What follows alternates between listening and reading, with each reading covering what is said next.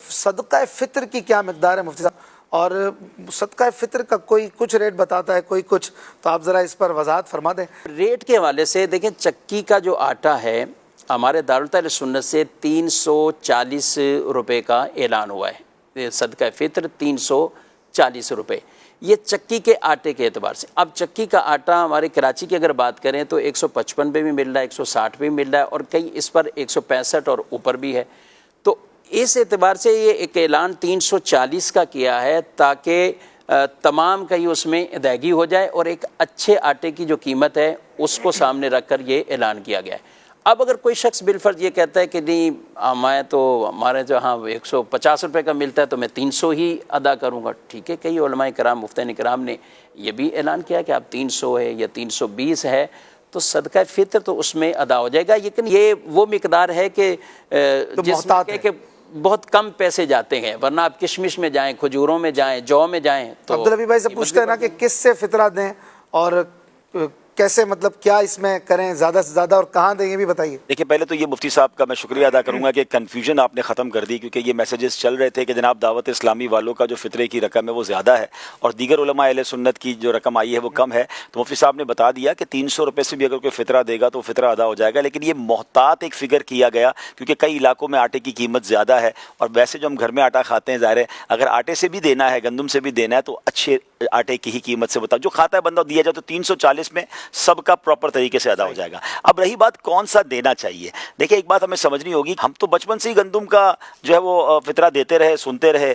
لیکن یہ اللہ سلامت رکھے دعوت اسلامی والوں کو 4-5 سال سے ماشاءاللہ جب تفصیل سے پتہ چلا کہ نبی پاک علیہ الصلوۃ والسلام نے تو حدیث پاک میں گندم کا بھی فطرہ فرمایا، تو جو کا بھی، کشمش کا بھی اور کھجور کا بھی۔ تو اب یہ تمام وہ لوگ سوچیں جن کو اللہ نے نوازا ہے، کیا ہم اپنی عید کی تیاری میں کبھی یہ سوچتے ہیں کہ یار عید کے کپڑے لینے دکاندار کو جا کر کہیں کہ یار سب سے سستے والے کپڑے دکھاؤ کون سے ہیں، سب سے سستے والے جوتے دکھائیں، ٹوپی دکھائیں، سب سے سستی والی عید کی نماز پڑھنے جانا ہے؟ تو ایسا تو نہیں ہوتا۔ عید کے دن جن کو اللہ نے نوازا ہے بہترین کپڑے، بہترین جوتے، بہترین لباس، اپنے بچوں کے لیے برانڈڈ چیزیں خریدتے ہیں، اور اللہ کی بارگاہ میں جب دینے کی باری آتی تو چاروں کیٹیگریز میں جو سب سے سستا والا فطرہ ہے وہ ہم دے دیتے ہیں۔ اپنے دل سے پوچھے کہ ہم درست کر رہے ہیں؟ ہونا کیا چاہیے کہ جس سے شاندار اللہ کریم نے جن کو افطاری کروائی، سارا سال جو ہے وہ سارا مہینہ رمضان کا اجوا کھجور سے افطار کرتے رہے، تو مزہ تو یہ ہے نا کہ پھر فطرہ بھی اجوا کھجور سے دیں۔ یا اللہ تجھے سارا مہینہ فروٹ کھلائے، سارا مہینہ نعمتیں کھلائیں، تو اب میں کشمش کا، کھجور کا، جتنا اللہ نے آپ کو نوازا ہے۔ ایک بات ہمیشہ یاد رکھیں ناظرین، ہمارے پیسے نہیں جاتے اللہ کی بارگاہ میں، وہاں دل دیکھا جاتا ہے کہ یہ میری باری میں خرچ کرنے میں کس طرح کا خرچ کرتا ہے۔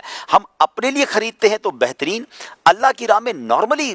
ہو یہ گیا ہے کہ گھٹیا مال یہ بچ گیا ہے، چلو کسی کو دے دیں۔ آج میں جرابے پہن رہا تھا، اس میں سوراخ نظر آیا ہے، چلو وہ کسی غریب کو دے دیں۔ اچھا کھانا بچ گیا ہے، وہ ماسیوں کو دے دیں۔ یعنی ہمیں ہر وہ چیز یاد آتی ہے جو اب ہمارے کام کی نہیں ہے، وہ ہم اللہ کی راہ میں دیں۔ حالانکہ 4 پارے کی پہلی آیت ہے لن تنالوا البر حتی تنفقوا مما تحبون، ہرگز بھلائی کو نہیں پہنچ سکتے جب تک اپنی پیاری چیز اللہ کی راہ میں خرچ نہ کرو۔ تو خوش دلی سے خرچ کریں، یہ شکرانے کا ایک انداز ہے کہ مولا تو نے مجھے کروڑوں سے اچھا بنایا، میں اپنا بہترین مال سے فطرہ دوں گا، سب سے اچھی کیٹیگری والا فطرہ دوں گا۔ اور آپ یقین رکھیں، آپ اچھا فطرہ، زکوٰۃ، خیرات اچھے طریقے سے دیں، اپنا اچھا مال اللہ کی راہ میں دیں، اللہ کریم اس سے اور اچھا آپ کو عطا فرمائے گا۔ اس کے خزانے بھرے ہوئے ہیں، وہاں دل دیکھا جاتا ہے، تو اس بار دل سے فطرہ دیں۔ اور اب جب فطرہ دینا ہی ہے اچھا، تو پھر آپ کی دعوت اسلامی آپ کے سامنے ہے۔ یعنی ایک تو آپ نے اللہ کی راہ میں زیادہ اچھا خرچ کرنے کا ثواب کمایا، اور پھر دوسرا یہ ہو گیا کہ میرے پیسے وہاں لگ گئے کہ جہاں دین کی بہت بڑی خدمت ہو رہی ہے، جہاں علماء بن رہے ہیں، حافظ بن رہے ہیں، دنیا بھر کے